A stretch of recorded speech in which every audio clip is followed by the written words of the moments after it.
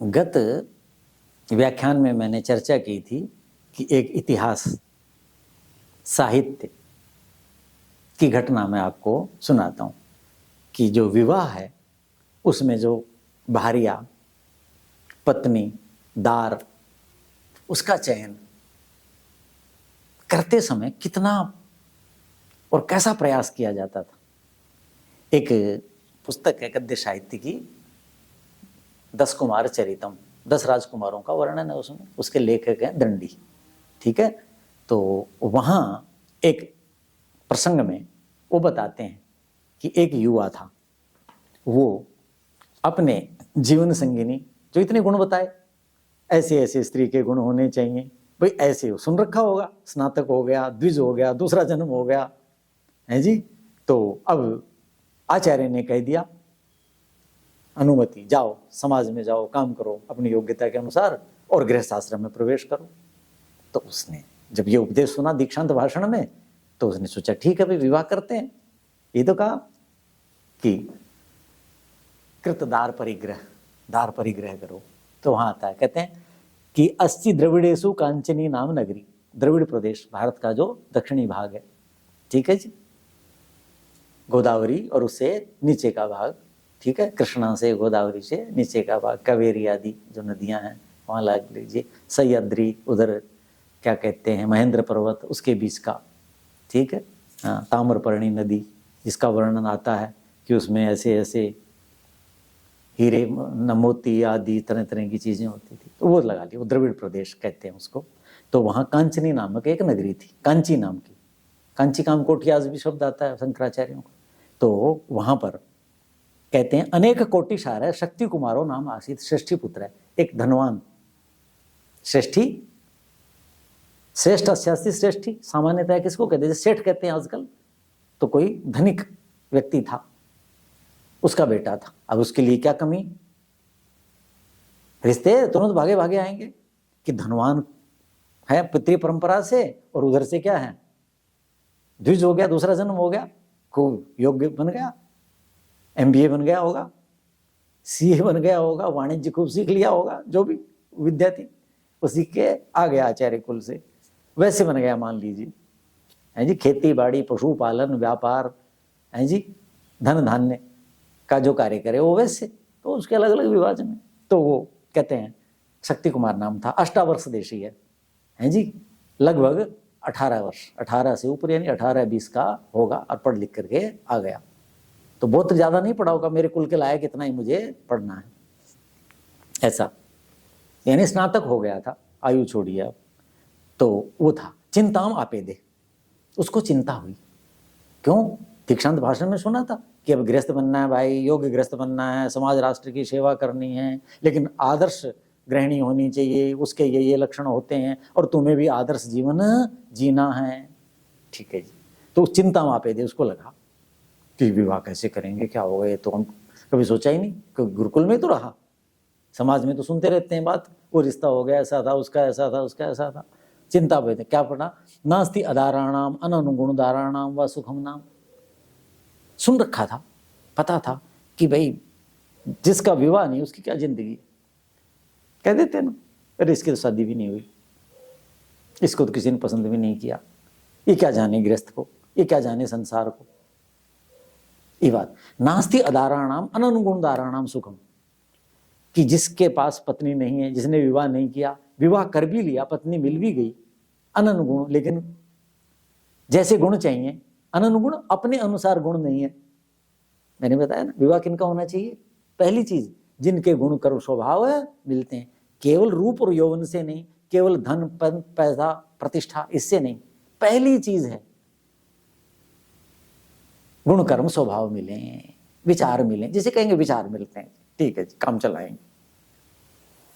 तो कहते हैं जिनके विवाह नहीं हुए उनको सुख नहीं मिलता, ऐसा सोच रखा था, पढ़ रखा था, व्यवहार में बात आती थी। और भाई जिसकी पत्नी अनुकूल न हो, प्रतिकूल हो, कई हो, मोटी सी बात कई एक उदाहरण बनी हुई है भारतीय समाज में, जब खराब हो बोले भाई क्या करें, कई हमारे, तो जब अच्छा हो तो कहेंगे कौशल्या है, सीता है, तारा है, तो वैसा उदाहरण देते। तो ये चीज है। तो कहते हैं उनको कोई सुख नहीं, न अदाराणाम और न अननुगुण धाराणाम, कोई सुखम नहीं। तत्कथम गुणवद कलत्रम विंदेयम। तो भाई कैसे करें, क्या उपाय किया जाए कि गुणवान योग्य गुणों वाली, कैसी 6 गुण जिसमें दुर्लभ हैं, या जो हितोपदेश में बताया ऐसे ऐसे गुणों वाली, या जो गुण बताए कौशल्या के आदर्श स्त्रियां। कहते हैं तो भाई कैसे किया जाए कि गुणवान स्त्री मिल जाए और जीवन सुखी हो जाए, स्वर्ग बन जाए। गृहस्थ के बिना तो कुछ है नहीं, स्त्री के बिना तो कुछ है नहीं, और स्त्री भी ले आए वो नहीं हुई तो नरक बन जाएगा। चलो, तो उसने क्या किया कि कहते हैं कि भाई विवाह कि जी लोग करवाते हैं, जैसे पहले होता था ना, नाई ब्राह्मण करवा देते थे, अब रिश्तेदार करवा देते हैं, लोग बता देते हैं, अब उस पे बता देते हैं, किस पे, साइटें बनी हुई हैं, उनसे विवाह हो रहे हैं और फिर गड़बड़ें हो रही। तो वहाँ क्या देखते हैं, इतना पैकेज, इतना ये, ऐसा सुंदर, ऐसा शरीर, ऐसा ये, ऐसा वो, ऐसे गड़बड़े हैं, क्योंकि वहाँ मूल चीज देखी नहीं जा रही। तो ये क्या कह रहा है, कहते पर प्रत्याहृतेषु दारेषु यादृशी की संपत्ति में अनुविवेक्ष कारतांत्रिक। उसने देखा कि भाई दूसरे लोग जो बताएं, दूसरे लोग जो रिश्ता लेके आए ना, क्या पता कैसे कुल की, क्या पता उसके गुण धर्म क्या है। अभी कल ही किसी ने कोई बोले डॉक्टर साहब आप सामाजिक व्यक्ति हो, इतने लोग हैं, बेटे का रिश्ता करना है, कोई अच्छा ठीक सा परिवार जिसको जानते पहचानते हो, ऐसा परिवार हो, उसकी कोई लड़की मिल जाए तो हम लड़के का विवाह कर लें। बाहर विदेश में सीए है कहीं। हर आदमी क्या चाहता है कि जहां परिचय हो, परिचय का मतलब क्या, परिवार के गुण धर्म पता हो, बालिका के बारे में पता हो, वहां पढ़ती थी, उनके साथ ही व्यवहार था, उसका ऐसा स्वभाव, उसका ऐसा, अरे वो तो देवता, अरे वो बच्ची तो, हर कोई चाहेगा उसको। और कुछ कहें ना ना ना वो तो झगड़ालू है, अरे नहीं वो तो अधिकारवादी है, 20 बातें। तो कहते हैं भाई पर आहृतेषु, दूसरे लोग रिश्ता लेके आए उनमें ना यादृश की गुण संपत्ति, जैसे गुण हमें चाहिए ऐसी गुण वाली कोई स्त्री शायद नहीं मिलेगी। ऐसा सोच करके कारतांत्रिको भूत्वा, भविष्य दृष्टा बन करके वेश बदल लिया और निकल पड़ा संसार में। ऐसे क्यों जाएगा कि मुझे शादी करनी, मुझे शादी करनी है, ये करना है, वो करना है। मतलब परीक्षण के अपने अपने तरीके होते हैं। जैसे ग्रामीण क्षेत्र की बात बताते हैं जी, अलग अलग तरीके होते थे। पहले माँ बाप रिश्ते तय करते थे, लड़के को बताते नहीं थे, पढ़े लिखे लड़कों को भी। तो एक पढ़े लिखे थे कोई टीचर, अब उनका रिश्ता तय कर दिया, देखने जाएं तो देखने का रिवाज नहीं, माँ बाप ने कर दिया तय, या कर देंगे या रिश्ता चल गए। तो वो क्या गए, उस गाँव में चले गए और वहाँ जो है किसी परिवार में जाकर के रुके और कहने लगे जी उस परिवार की लड़कियां, बोले यहाँ कुएं पे पानी भरने आते हैं जी वो लोग। बोले ठीक है जी, तो क्या करें, उन्होंने लोटा दे दिया। उन्होंने जी लोटा ले लो बाहर जाने के लिए, और उस पर वो जो पानी भरने आएंगे तो उनसे पानी मांग लेना। पानी मांग लेना, किसान परिवारों की बात। तो वो पानी भरने और शाम को आते हैं जी, वो कुएं पे वास में रहते थे, उन्होंने क्या पता कि ये लड़का कौन है, क्या है, कहाँ का कोई होगा चलता। उन्होंने कहा जी थोड़ा सा पानी भर दो, तो वो पानी भर रही थी लड़की, उसके भाभियाँ माएँ वगैरह होंगी, तो उसने उसको आराम से देख लिया, लोटा मांझने लग गया, ये वो देखने लग गया। ऐसे ही लोग देखते थे। ऐसे एक उदाहरण बताते हैं कि किसान की लड़की थी, तो कोई रिश्ते वाले आए थे, वो देखना था उनको, कैसे देखें। वो लड़की, किसान की लड़की अपने बैलों को पानी पिलाने ले जा रही थी तालाब पे। तो उसी गाँव के किसी ने कहा बेटी रुक, तुम्हारे बैल जो है उनके दांत देखेंगे। दांतों से आयु का पता चलता था, बैल की आयु कितनी है। तो उनको रोक लिया, तो वो इतने देखने लगे, उनका मैं देखूंगा, तुम उस लड़की को आप आराम से देख लेना। तो देखो लड़की खड़ी रही, उसको भी नहीं पता। तो ऐसे ऐसे अपने अपने तरीके हैं। तो ऐसे ही ये भी गया, कौन, स्वाभाविक रूप से एक देखने आ रहे हैं, ये सोफा खरीद के लाओ, ये पड़ोसियों से सोफा ला के रख लो, ये चीजें ले आओ, ये लड़की को साथ साथ जाकर क्या देखना है। स्वाभाविक अवस्था में जो देखना है वो है ना असली चीज। तो ये चीजें हैं। तो वो करते हैं, वो भविष्य दृष्टा ये बन करके निकल पड़ा कि भाई अपने हिसाब से देखेंगे। उसने क्या किया, एक प्रस्थ है, अर्थात कुछ 5 किलो के करीब, 5-4 किलो के करीब धान, जिसमें से ऊपर भूसी होती है, वो अपने बांधा और निकल पड़ा। अब उससे वो परीक्षा करेगा, ठीक है कि नहीं। तो उसने सोचा कि भाई बहुत से लोगों ने उसको लड़की दिखाई, चर्चा होती है ये देख लो, कोई तगड़ा था, योग्य था, राजकुमार या बड़े अच्छे कुल का था, जो भी कुछ था उन्होंने दिखाया कि ये है। लोगों ने दिखाया और ऐसे ऐसे ऐसे ऐसे ये तो योग्य है। तो एक जगह गया तो उनको उसको लगा कि भी लड़की देखनी चाहिए, भी हमारी लड़की ऐसे ऐसे ठीक है जी। तो उसने क्या कहा कि भद्रे सकनोसी किम अनेन शाली प्रस्थेन, यानी शाली धान को कहते हैं, धान का एक प्रकार होता है, उत्तम धान होता है, इससे गुणवद अन्नम अस्माद व्यवहारित हूँ, कोई ये मैं आपको अनाज देता हूँ, मेरे पास ये है, मेरे लिए भोजन बना दो, इसके लिए बस मेरे पास और पैसे टके कुछ नहीं है, यही ले लो और इससे भोजन बना दो। किससे? एक 4-5 किलो जो उसने इकट्ठा अपना साली धान था, ठीक है, ऐसे कह करके तो कहा हसित अवधूतो गृहात प्रवेश अभ्रमत। जहां जाता कोई तो उसकी हंसी उड़ाते, कोई उसकी खिल्ली उड़ाते, कोई कुछ करते, जगह जगह कहता, जहां रिश्ते आते तो सब हंसी उड़ा, कैसा बावड़ा ये कर रहा है, इतने से रोटी खिला दो, 5 किलो से कैसे रोटी खिलाएंगे, क्या करेंगे चावल से, सारी चीजें देता तब तो बात थी। तो वो भी आगे चला जाता, घूमता रहा कि नहीं यहाँ बात नहीं बनेगी, ये योग्य नहीं है लड़कियां क्यों? जिनको समझ ही नहीं है उसको तो चाहिए थी। एक दिन क्या हुआ, कावेरी नदी के तट पर, पता है दक्षिण का, हाँ, कावेरी नदी के तट पर कहते हैं एक जगह रुका, तो वहां पर उसने जो है एक साधारण सा घर था,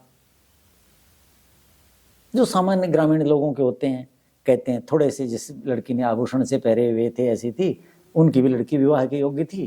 तो चर्चा आई तो उसने कहा जी ये लड़की आप देख लो, विवाह करना हो तो हम तो ये करना चाहते हैं, तो ठीक है। तो उसने एक नज़र लगाई और उसने देखा कि क्या कहा कि हाँ कन्या तो ठीक है, इसके अंग वगैरह भी ठीक है, न ज़्यादा मोटी है, न अति स्थूला, न अति कृशा, न अति हर्षवा, न अति दीर्घा, न विकटा, मृजावंता, मतलब सारी चीजें ठीक है, न छोटी है, न बड़ी है, न मोटी है, न पतली है, न ऊंची है, न ये है, कहते मृजावंता कमनिया, इसके शरीर के अंग भी देखने में अच्छे कमनीय, ऐसा ठीक है, ये आकृति शील स्वभाव इसका ठीक होना चाहिए मेरी दृष्टि से। कहते हैं ना ये आकृति शीलम व्यवचरती, कि शील स्वभाव जैसा शरीर है, जैसी परिस्थितियां हैं, उसके अनुसार इसका स्वभाव ठीक ही होना चाहिए। व्यप्रचरती का मतलब जो सोचा है उससे विपरीत ऐसा नहीं होना चाहिए, ये ठीक लगती है। आसज्जति में हृदय अस्याम, मेरा हृदय भी इसमें आके रुक रहा है, दिक्कत ना, मन ही नहीं। पीछे भी बहुत बड़ा पढ़ा लिखा लड़का था, किसी परिवार ने सुनाया, बोले शादी होगी, सब कुछ हो गया, वो लड़का जो है नौकरी दल आता ही नहीं था लड़की के पास, घर में माँ बाप के पास आया ही नहीं कभी। अरे भैया आता नहीं, शादी कर, बोले जी क्या करें, दूसरों ने कहा कि जी माँ बाप ने कर दी, मैंने तो पसंद नहीं करी थी। अब माँ बाप दुखी, बोले भाई ये तो बड़ी गलती होगी हमारी, बहुत बड़ी गलती होगी, हमने तो शादी कर दी, पूछ लेना चाहिए था। क्यों? क्योंकि वो लड़की में उसका मन लगता नहीं था, टिकता नहीं था। तो ये कहता है कि मेरा मन इसमें टिकता, अर्थात मुझे अच्छी लगती मन को। तो कथम परीक्षा एनामुद है, तो इसकी परीक्षा करके इसके साथ विवाह कर लूं, पहले इसकी परीक्षा जरूर करूंगा, क्योंकि गृहिणी गृह मुच्यते, गृहिणी गृह लक्ष्मी, वो गुण है भी कि नहीं, केवल शरीर देख करके ऐसे थोड़ी बात बनेगी। तो इसकी विवाह करूं। कहते हैं अविमृश्य कारिणम नियतम अनेका पतंती अनुशया, बिना सोचे विचारे जो निर्णय ले लेते हैं, भाई बहुत सुंदर है, ठीक लग रही है, अंग विन्यास भी अच्छे हैं, ऐसी ऐसी बताया। कहते हैं ऐसे जो बिना परीक्षा किए, बिना आगे का सोचे जो निर्णय लेते हैं, वो बाद में पश्चाताप होता है उनको, वो दुखी होते हैं। जैसे आजकल हो रहे लोग, पैकेज देख के, फलाना देख के, रूप यौवन देख करके भी रोते फिर रहे, लड़कियां भी रो रही, लड़के भी रो रहे, लड़के लड़कियां विवाह नहीं कर रहे। अब ये समस्या बताते हैं लोग, बोले डॉक्टर साहब क्या करें बच्चे, कहते हैं कि वो तो बैठी है, वो तो बैठा है, उसको छोड़ के चलेगी, उसका घर वाला उसको ये नहीं वो नहीं, दोनों असंतुष्ट, इसलिए विवाह करने से डरने लग गए युवा युवती। अब ऐसी समस्या आ गई समाज में, तो परीक्षा करनी चाहिए। तो कहते भाई ऐसा है, नहीं तो मेरे को भी क्या होगा, पश्चाताप करना पड़ेगा। तो वो कहते हैं स्निग्ध दृष्टि आचस्ते, उसने स्नेह वही प्रेम वही दृष्टि से उसको कहा भद्रे कश्चित कौशलम अस्ति सालु प्रस्थेन, वो बता दिया वही कि आप में कोई कुशलता है कि ये मेरे पास इतना धान है, शाली धान है, इससे संपन्न भोजन मुझे करा दो। संपन्न भोजन तो समझ रहे हो, जिस भोजन को खा करके आनंद आ गया, बहुत अच्छा, पुष्टि भी दी और तृप्ति भी दी, तो संपन्न भोजन वो कहलाता है। तो कहते हैं ये हमें आप दे सकते हो क्या? इति तया साकूतम अवलोकिता, ऐसा उसने उस युवती की तरफ अभिप्राय पूर्वक देखा कि ये तुम कर सकते हो, तो फिर हम विचार करें, देखें आपकी परीक्षा करके कि ये है, इससे मेरे को भोजन बनाना, मतलब जो भी चीज भोजन के लिए चाहिए वो इतने में से कर सकती हो क्या? रुपए वगैरह कुछ नहीं दिए और कुछ नहीं दिया, अब वो कहां से क्या करे? पहले वाली तो हंस के चली गई, बावड़ा चलाया, इतने से भोजन बढ़िया मांगता, इतने से क्या भोजन देंगे, कहां से देंगे? इतने का दही आएगा, इतने की इमली आएगी, इतने का वो आएगा, इतने का वो आएगा, चटनी कैसे बनाएंगे, छौंक कैसे लगाएंगे, ये चीज कैसे होगी, ये सूप कैसे बनेगा, कहते हैं इतने से धान से दे दो। तो उसकी हंसी उड़ाई थी, चल दिया वहां से कि नहीं, इनमें कौशल नहीं है, इसने ऐसा कहा। तस्य हस्तात प्रस्थमात्रम धान्यम आदाय कच्चित आलिंद देशे, उस स्त्री ने उससे वो ले लिया, युवती ने, कि लाइए दे दीजिए, और उसको एक जैसे बेंच सी बनी हुई होती है, जो ग्रामीण क्षेत्र था, मिट्टी का कोई बना हुआ होगा, उसके ऊपर उसको साफ करके और उसको बैठा दिया कि आप यहाँ बैठो। सा कन्या का, उस कन्या ने क्या किया, तान सालीन, वो जो धान था, साली धान था, उनको कूटते थे ना पुराने जमाने में, अब तो मशीनें आ गई, ऐसे धीरे धीरे कोट करके वाट करके, और ऐसा कूटा, ऐसा किया, बार बार तरीका बताया, बताने की जरूरत नहीं है, इसमें सारी चीजें बताई हैं। तो उन्होंने क्या किया, बिना टूटे वो चावल और तुस ऊपर का जो हिस्सा है, छिलका, वो अलग कर दिया उसने। उसकी एक कला होती, जैसे टूटे हुए चावल कोई लेता है क्या, पूरे चावल खाते हैं लोग, ये करते हैं, तो उनकी भी, तुसकी भी हानि नहीं होने दी, और किसकी हानि नहीं होने दी, चावल की भी नहीं हानि नहीं दी, ऐसा पृथक चकार दोनों को अलग अलग कर दिया। फिर धात्री को कहा, माता, उसके पास धाई थी, यानी घर में सहायिका, परिचारिका, सेविका होगी, कहा कि क्या कहा, ए भी तो सही, वो जो क्या थे, छिलके थे, किसके, धान के, वो कठोर होते हैं, तो कहते ए भी तो सही, अर्थिनो भूषण वृजा विक्रय स्वर्णकारा, कहते हैं सुनार के पास ले जाओ इनको। किनको? अब सुनने की बात है, असली परीक्षा क्या अब है कि सुनार के पास इनको ले जाओ। किनको? इन छिलकों को, और कोई होती तो फेंक देती, कि इनको सुनार के पास जाओ। क्यों? वो इनके ग्राहक होते हैं। क्यों होते हैं? कि आभूषणों को चमकाने के लिए इनका प्रयोग करते। किनसे? वृक्ष होते हैं ना, ऊपर से रेसे से होते हैं, वृक्ष से होते हैं, ऐसे होते हैं, तो कहते हैं उनके पास जाओ। तेभ्य ईमान दत्वा लब्धा भी काकर्णिका भी, इनसे जो वो पैसे मिलेंगे, सुनार जो देंगे, उनसे क्या करो, लकड़ियां लेके आनी। बाजार जाओगी ना, ये उनको दे देना, वो इनके ग्राहक हैं और उनसे पैसा मिलेगा, लकड़ियां लानी है। लकड़ियां कैसी होनी चाहिए, जो न गीली न हो, न अति शुष्कानी, न गीली, अधिक गीली और न अधिक सूखी, काष्ठ लकड़ियां ले आओ। अर्थात मतलब बिल्कुल सूखी होंगी तो एकदम आग भड़क जाएगी, और गीली होंगी तो धुआं ही धुआं होगा, ऐसी बीच की सी लकड़ियां बाजार से खरीद लाना। तो ये चीज का, और क्या कहा, मितम पचाम स्थालिम, एक छोटी सी बटलोई ले आना, एक व्यक्ति का भोजन बन सके। मितम पचाम, थोड़ा जिसमें पकाया जा सके, भात, दाल, सब्जी आदि, वो, और 2 सराव, 2 मिट्टी के सकोरे, कहते हैं वो ले आना। किससे? वो इतने, उसको अंदाजा था कि इतने इन छिलकों से, धान के छिलकों से ये चीजें, लकड़ी और एक बटलोई मिट्टी की और 2 सरावे आ जाएंगे। वो मंगवा लिए उसने। घर से यूज नहीं कर सकता ना, उसने तो परीक्षा लेनी है उसकी, और ये भी परीक्षा पे खरी उतरना चाहती है। यदि उसने अपनी बटलोई, अपने बर्तन यूज कर लिए, प्रयोग कर दिया, तो फिर क्या गृहिणी हुई?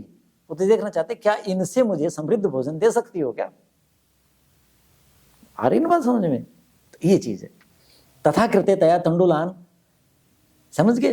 तो ऐसे ऐसे ऐसे ऐसे करके उसने जो चावल जो थे उनको मूसल से ऐसे ऐसे सब कुछ किया, और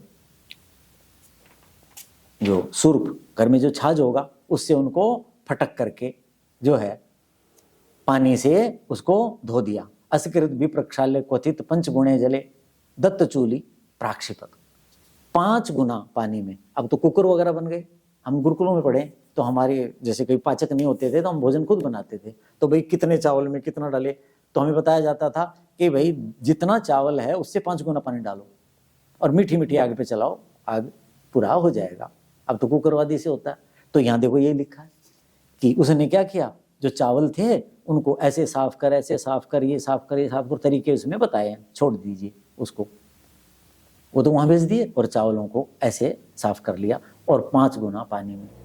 और दत्त जल माताएं याद हो, जब भोजन बनाती चूल्हे में, तो जो भोजन बनता था वो किस में डालती थी, पहले आग में डालती थी, पूजा के लिए अच्छा माना जाता था। तो कहते हैं दत्त चूल्ही पूजा, उसने चूल्हे की पूजा की और उसके बाद उसने पानी में, गर्म पानी में क्वथित उबलते हुए 5 गुना पानी में डाल दिया। शीतल जल में भी नहीं डाला जाता, उबले हुए में डाला जाता है। तो पहले पानी उबल जाए फिर चावल डालें और 5 गुने में हो डाल दिया। तो ये कहा, जब वो चावल, संस्कृत में नहीं पढ़ूंगा देर लग जाएगी, है ना, जब वो चावल क्या हो गए, हल्के से दबने लग गए, तो उस समय उसने क्या किया, पहले चावल बनाते थे ना तो मांड निकालते थे ताकि वो अलग अलग हो जाएं। तो उसने क्या किया कि जब वो देखा कि वो गल गए हैं और हल्के से अभी कठोर से भी हैं, मतलब खिचड़ी सी नहीं बनी है, लिप लिपे नहीं हुए हैं, तो उस समय उसने क्या किया, उसका मुख बंद करके और स्थाल्या अन्न मंडपम अगालयत, वो जो थाली थी, थाली का मतलब बठलोई, उसमें से ढक्कन लगा करके और मांड अलग कर दिया और चावल अलग कर दिए। अब देखो क्या करती है वो, द्रव्या अवघट्य मात्रा परिवर्त्य संपुक्तेषु सिक्तेषु ताम स्थालिम अधोमुखीम, और खिचड़ी से ना उससे दरवी जिसे निकालते हैं उसको दरवी कहते हैं, करछी वगैरह उससे उनको फैला दिया ताकि वो क्या हो जाए, अलग अलग हो जाए। और संपक्वेषु सिक्तेषु ताम स्थालिम अधोमुखीम अवातिष्ठत, और ये कर दिया। ईंधनानि अंतःसाराणि, अब वो जो ईंधन थे वो सारे पूरी तरह नहीं जले, अंतःसार, उनके अंदर अभी अग्नि तत्व विद्यमान था। किसमें, जो लकड़ियां थी जिनसे चावल बनाए, उनको तुरंत बाहर निकाला क्योंकि अब इसका काम तो पूरा हो गया, और उनके ऊपर पानी डाल दिया। किसने, उस युवती ने क्या किया, उनके कोयले बना दिए। ईंधनानि अंतःसाराणि अंबसा समुद्र कृष्ण अंगाराणी कृत्वा, उनके क्या बना दिए, कृष्ण अंगार, कोयले बना दिए। नहीं तो यदि वैसे छोड़ दोगे तो क्या होगा, वो धीरे धीरे जल जाएंगे और राख बन जाएंगे। जो ही चावल पूरे हुए उसने तुरंत बाहर निकाले ईंधन, और वो जो कोयले थे उन पर तुरंत पानी डाला ताकि उनकी अग्नि के जो तत्व है, शक्ति है जलने की, वो बची रहे। और उनको ठंडा करके कहते हैं, जहाँ ये कोयले बेचने वाले थे, तद अर्थिभ्य प्रायणो, तो दासी को कहा कि ये उनको बेचाओ, तो उसको पता होगा कि ये कोयले कौन लेते हैं। ये भी इनसे क्या लाना, ये भी लब्धा भी काकणी का भी, इनसे आपको पैसे मिलेंगे, काकणी का मुद्रा, पैसे वो मिलेंगे। उससे शाकम, सब्जी खरीदना, घृतम, थोड़ा सा घी ले लेना, इतना, दधी, थोड़ा सा दही, थोड़ा सा तेल, अम्लकम, थोड़ा सा आंवला, और चिचिंडा फलम, इमली, ये यथा लाभम आने, इन इससे जो पैसे मिले, यथा लाभम का मतलब क्या हुआ, इनसे ये चीजें लानी है, लेकिन जितने पैसे से, इतने पैसों में जितनी मिले उतनी ले आना, लेकिन इतनी चीजें लेके आनी। यथा लाभम को समझ गए, अर्थात जितनी वस्तु है और जितना यह पैसा है उससे जितना बनता है, लेकिन लानी सारी चीजें, यही नहीं है जी बस दही आया इसमें तो ज्यादा ले आओ, नहीं जी तेल ही आया, जैसे घी आया जिससे ना, यथा लाभम, क्योंकि हमें इन भोजन में इन सब की आवश्यकता है, ये सारी चीजें लानी है। ठीक है जी। तथा अनुष्ठिते, जब वो ले आई उसकी शाही का कर्म करी, तो कहते हैं द्वित्रान व्यंजनान उपपाद्य, 2-3 प्रकार के व्यंजन, व्यंजन समझते हो, सब्जियां वगैरह, दाल वगैरह, व्यंजन का मतलब जिसके साथ हम भोजन करते हैं उनको व्यंजन कहते हैं, दाल सब्जी चटनी आदि, उनको उसने बनाया। और तद अन्न मंड आर्द्र बालू कोपित नव सवारम अति मृदुना ताल वृंतेन शीतलीकृत स लवण संभारम दत्तंगार, और वो मांड बचा हुआ था, मांड फेंका नहीं, मांड था ना, सारी चीजों का उपयोग हो रहा, देख लो, पहले वो छिलके, फिर वो लकड़ियां, चावल खुले में रख दिए, लकड़ियों के कोयले, उनसे सामान आ रहा है। अब वो जो बचा था सामान आ गया, चीजें, तो उनका क्या किया उसने कि वो जो मांड था उसको तालवृंत, ताल का जो पंखा है, ताड़ का पंखा चलते हैं हम गर्मियों में, उससे कहते हैं थोड़ा सा उसको शीतल सा किया, गुनगुना गुनगुना सा कर दिया, और क्या कहते हैं बालू, पर रख करके नीचे से पानी डाला और एक सरावे में वो डाल दिया और ऐसा करके उसमें नमक डाला और उसमें तत् भारम थोड़ा सा क्या दिया, जैसे घी वगैरह डालते हैं ना, उसका संस्कार देते हैं धुएं का, कहते हैं वो दिया, धूपवास किया और ऐसा बना करके, यानी जिसे आप क्या कहते हो विवाह शादी में उत्सवों में लोग बनाते हैं ना, खाने से पहले देते हैं पीने के लिए कुछ सूप, यानी उसको सूप बना दिया, यानी उसमें संस्कार दिए, ये सारी चीजें कहते हैं उसको, किसका, मांड का। मांड में तो बहुत गुण होते हैं, पोषक तत्व होते हैं, और उसमें नमक आदि ये सारी चीजें कहते हैं दी धूपवास करके।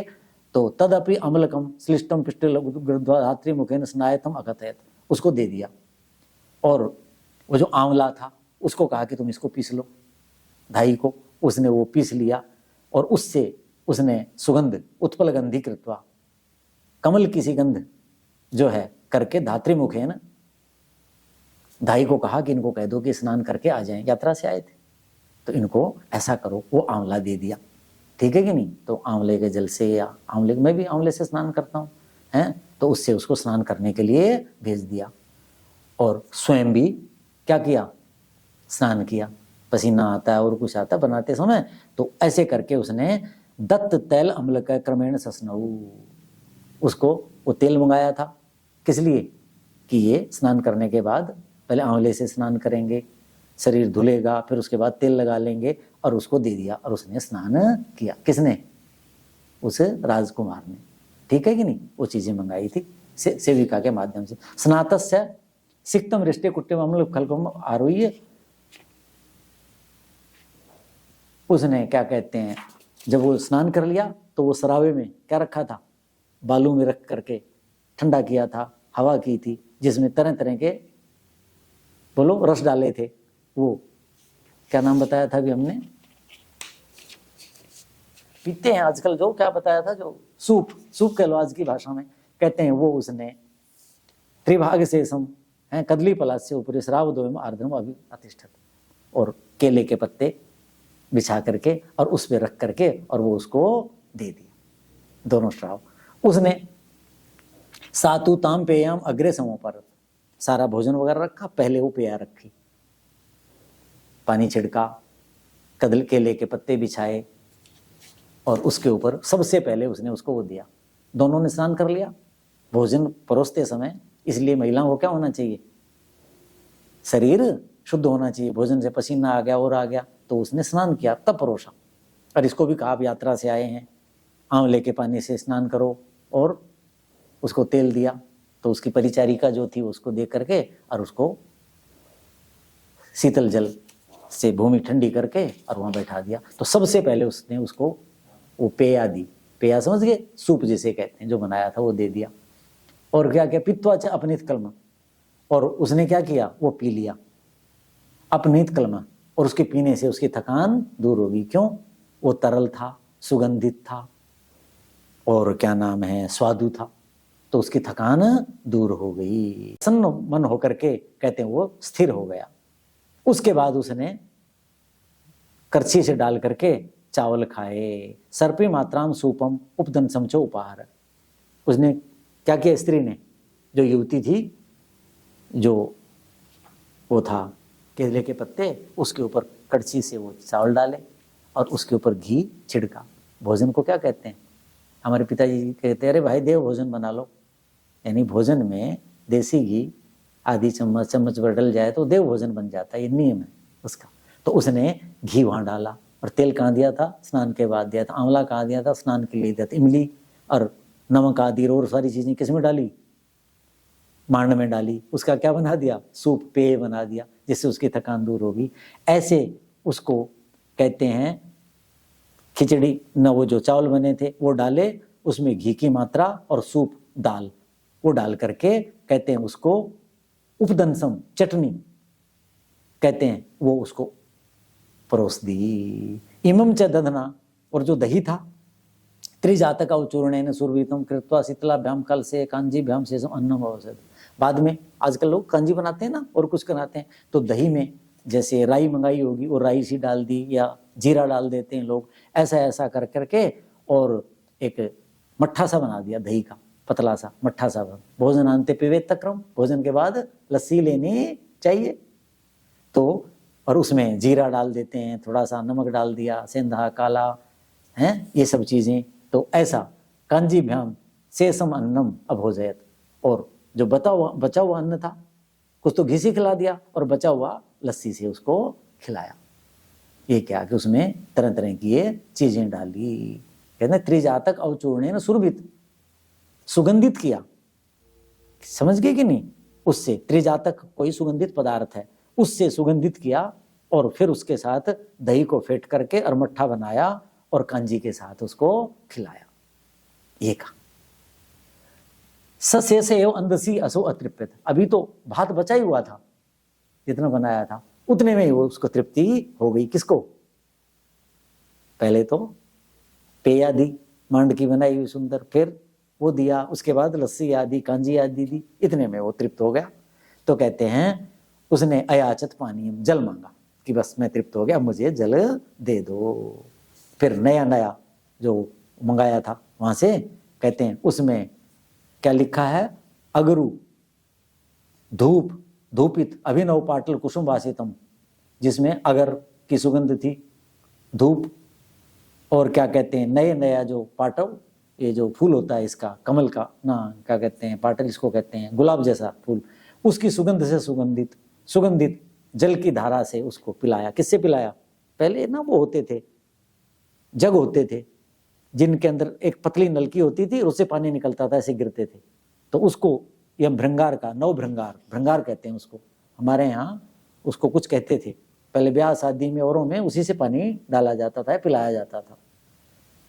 टूटी सी लगी हुई होती थी इसके, ऐसी सुंदर सी आकार सा, तांबे का बर्तन का होता था, जिसके ऊपर तरह तरह के बने हुए होते थे। उससे जो है कहते उसमें जल डाला, पात्याम सोपी उपहित मुख सरावेण तस् आशनियम, उसने भी वो जो सरावा था मिट्टी का सकोरा था, उसमें उस सब पानी को लिया और आकंठम पपऊ, भोजन के बाद कुछ लोग पानी पीते ही हैं, और ये थकान करके आया था, कंठ भर करके वो जल पिया।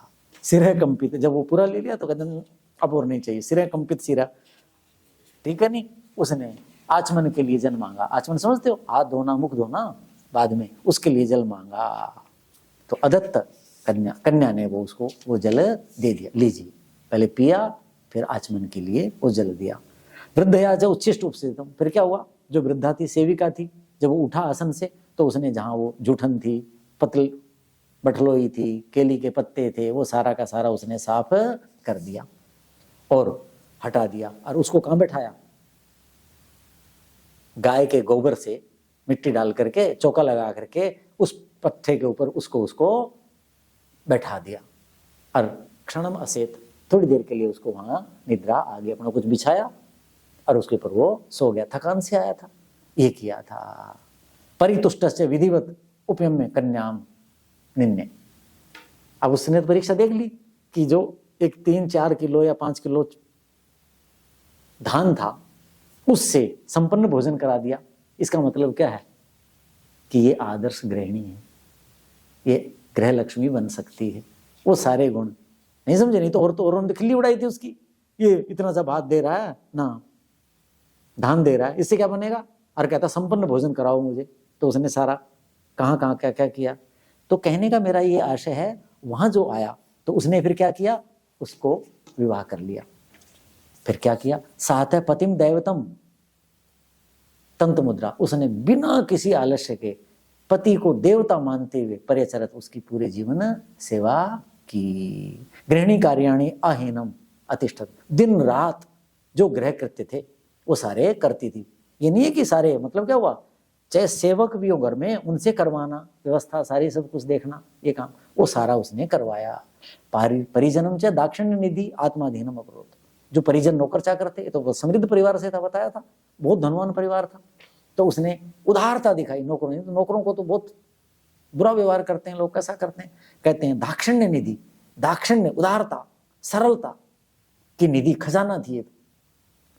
तो उसके कारण सारे नौकर चाकर भी उसके अधीन हो गए, अर्थात उसी का मान करते, उसी की सारी पूजा करते एक तरह से। ऐसा कर लिया उसने। तद वशीकृत भर्ता स्वयं एवं कुटुंबम तद आयत्तम कृत्वा, और पति ने क्या किया, सारे परिवार को भी उसने वश में कर लिया। परिवार समझते हो, परिता वारयति, परिवार वो नहीं होता जो हमारे रक्त संबंधी होते हैं, नौकर चाकर सभी परिवार कहलाते हैं। परिवार का मतलब परिता वारयति, जो हमें सब तरफ से घेर के रखता है, उसको परिवार कहते हैं। तो ये कहा कि तदगुण वशीकृता भर्ता, पति भी उसके गुणों से वशीकृत हो गया, उसका दास हो गया कि रे गृह लक्ष्मी आदर्श जीवन ऐसा होना चाहिए। सब प्रशंसा करते रहो, देखता ही था। उसको भी कहते थे भाई तू धन्य है, तेरे को ऐसी गृह लक्ष्मी मिली, ऐसी देवी मिली। वो भी उसके अधीन हो गया। और कुटुंबम तद आयत्तम, जो परिवार था उसको भी उसी के अधीन कर दिया कि तू मालिकिन, तू सब कुछ, जो तू कहेगी हम वो करेंगे। गुणों के कारण वो अधीन करके तद एक अधीन जीवित सर्वस्व निर्विवेश है, अपना जीवन का सब कुछ उसके अधीन करके और बस सब कुछ उसी में निवेश कर दिया। मतलब क्या हुआ, उसी के अधीन कर दिया। मैं भी तुम्हारे अधीन ही, घर भी तुम्हारे अधीन, तुम ही स्वामिनी हो, बस हम तेरा कहना मानेंगे। बोलो, कहते हैं ना स्त्री दासी है, स्त्री को कुछ नहीं समझते। इतिहास देख लो, गुणों से कैसे वश में हो जाते हैं। तो ऐसा सब कुछ था तदा, इसलिए ऐसा उसने जीवन रहा। तो कहते इसलिए कहा जाता है गृहिणी प्रेहिताय दार गुणा। दारा स्त्री के जो गुण हैं वो किसके लिए होते हैं, गृहस्थ के हित के लिए होते हैं, अपने लिए नहीं होते। गृहिणी गृह मुच्यते, गृहिणी का नाम ही तो घर है। तो वहां आया था ना, प्रिय, कैसी स्त्री कैसी होनी चाहिए, प्रिय, पति का प्रिय करने वाली होनी चाहिए, पति उसका प्राण होने चाहिए। तो ये लिखा है कि वहां दंडी लिखते हैं कि गृहिण प्रिय हिताय दार गुणा। दारा जो पत्नी है, जो स्त्री है, भार्या है, उसके गुण कैसे होने चाहिए, जो गृहपति है, घर का स्वामी है, उसका अपना पति है, उसके हित के लिए होने चाहिए। ऐसी स्त्री से विवाह करना चाहिए। ओम शांति।